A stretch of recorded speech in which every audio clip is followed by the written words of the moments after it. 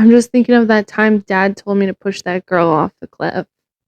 Alright, that made me think of that.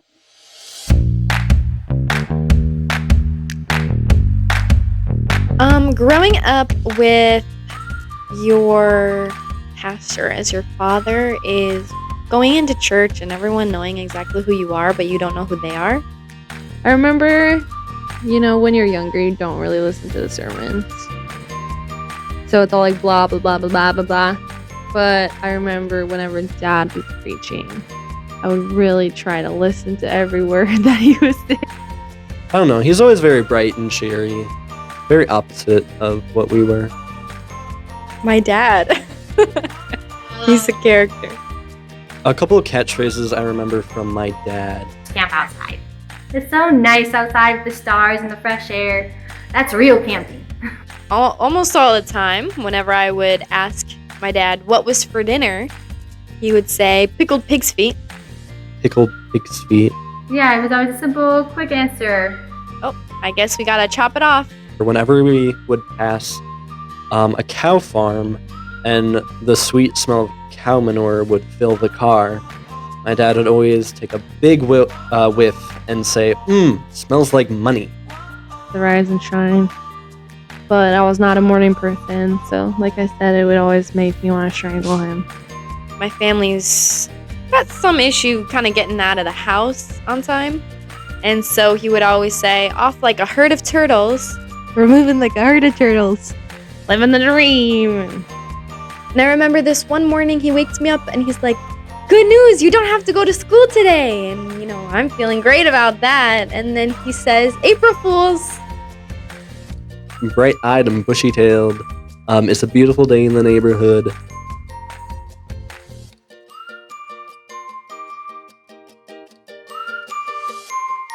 I don't know. I also think of him when I see produce. Cucumber vines, squash vines, pumpkin vines, watermelon vines, tomato plants, chicken.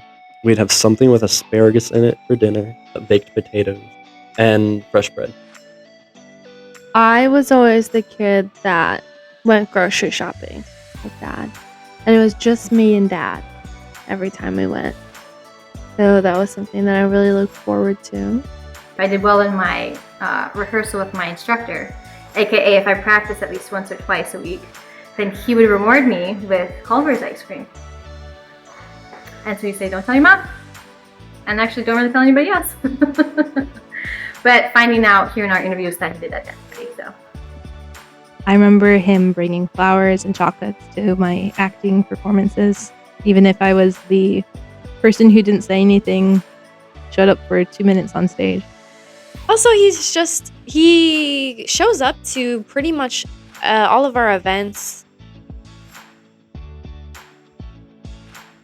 I feel like our families had a lot of life and death experiences growing up. Near-death experiences. I don't think I have any near-death experiences. Like Josiah would fall into the creek. Did I fall in the creek? He was like 3 years old, so then someone would run in and be like you or Anna would run in and be like, Josiah fell in the creek! And then we're all rushing out there because we're terrified that he's drowning. My siblings panicking. But he survived. To go anywhere to do anything, and as long as he was there, it would work out. I'd be somewhere uncomfortable, I'd be nervous, Dad shows up, I can relax, he's here.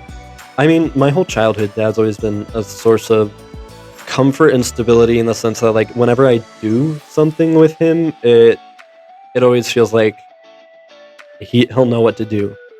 I'm really proud of the fact that he's worked really hard in his career.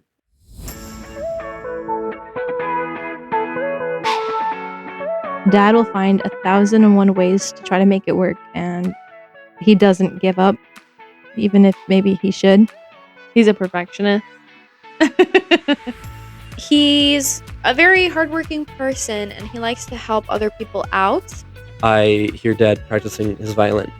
Oh, sorry, viola. It's a viola, not a violin. My bad. Except he wasn't, practicing an entire song. He was practicing, it was either a 16th note run or a 32nd note run. And I think he practiced that run for over 2 hours, over and over and over again, with the brief break of, ugh, why can't I get that? Or, ugh, it's so hard.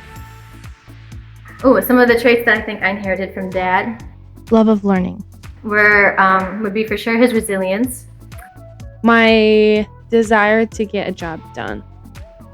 I think I definitely inherited his sense of humor, his sarcasm. His sarcasm. Sarcasm, definitely from Dad. I do think I get my charisma from my father. Humor. And obviously, I feel like we all have a little bit of a musical. Singing. So much singing. We had a song for brushing our teeth. Brush your teeth round and round, circle small, thumbs and all. Nobody else knows that song. Yes, Jesus and me, the Bible tells me so.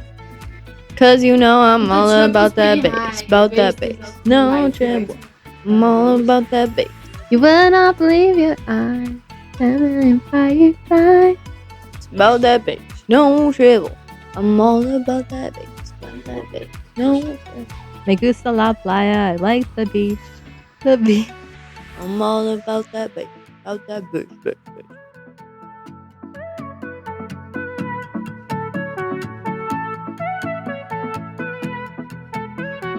Hydrated. No, it's mine. I'm talking.